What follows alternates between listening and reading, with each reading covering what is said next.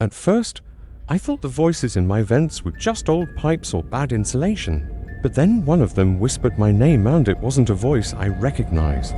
I moved into this place 2 months ago, an old rental duplex just outside town. Cheap but decent. The kind of house that creaks for no reason, smells faintly of dust no matter how much you clean. The landlord mentioned the vents might be noisy in winter, but said it was nothing serious, just age. I believed him, until they started talking. It began subtly, a whisper of air, a shift in pressure, little things you could chalk up to wind or the heater kicking on. But then, it started sounding intentional, not random, rhythmic, like breathing. Only at night, I'd be lying in bed around 2 or 3 a.m., and I'd hear it from the vent near the ceiling, haha. Haha. Too steady, too human. I turned off the HVAC system to test it. Still heard it. That's when I started sleeping with earbuds in.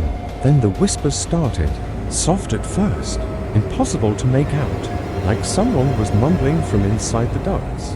I recorded it one night on my phone, thinking maybe I'd just play it back and realize it was my imagination. But when I listened back the next morning, I heard my name, Jason, twice, once like a whisper, once like a growl. There's no one else in this house, no upstairs neighbors, and no friends who know where I live, yet I just moved cities. The landlord claimed the crawl space and vents weren't connected to any other unit, and yet someone or something was saying my name.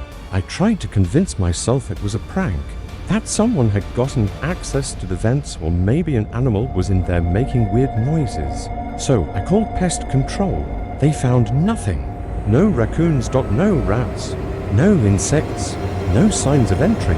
The guy said the weirdest part was the inside of the ducts had scratches. Thin, deep ones, like claws or fingernails running along the metal. He asked if I had a cat. I don't. That night, I stayed up to confront whatever it was. At exactly 2:47 a.m., the vent above my bed started clicking. Not randomly, like knocking. Tap-a-tap, tap-tap, for times to pause. Then again, for more taps. I looked up, and this time, I didn't just hear the voice. I saw movement. Something shifted behind the grate, a shadow. Long fingers curling around the edge for just a second. Then it whispered, "Don't leave yet." I didn't sleep. I didn't move. I just stared at that vent until the sun came up.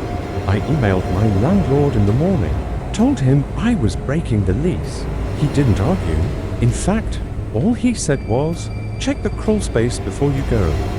I did, and I wish I hadn't, because underneath the house, wedged deep in the dark between the foundation and the duct system, I found a space where insulation had been pulled away, torn out, like something had been living there, and inside, a mattress, old, moldy. Beside it, a torn blanket, scratched up notepad pages, dozens of Polaroid photos of people sleeping in beds, not mine, but other people's bedrooms. And on the wall, scratched into the wood, was one phrase over and over again, "You can't mute the walls." I moved out the next day, but last night, in my new apartment high-rise, no ducts, just baseboard heating, I heard it again. A click dot, then a whisper, "Don't leave yet." And this time, it didn't come from the walls, it came from my phone speaker, which I hadn't touched. And when I picked it up, it was recording, all by itself. I deleted the recording, or at least I thought I did. But every time I open my phone's audio files, there's always one new file, always time-stamped between 2:30 and 3 a.m. And it's always the same thing. A low, gravelly whisper saying, "You moved, but you're still mine." I tried turning off the microphone permissions. I factory reset the phone. Didn't matter. Last night, I covered every speaker, every vent, every crack in the wall. I even put a chair under the doorknob and slept with the lights on. At 2:47 a.m., the lights went out, and then the air started moving. No fans, no AC. Just a breeze, cold and steady from behind the outlet on my wall. Then the voice came again. "Don't look for me. I'm already here." The outlet cover rattled. I backed into the corner of the room, holding a flashlight that flickered like it was running out of time. And then I saw something impossible.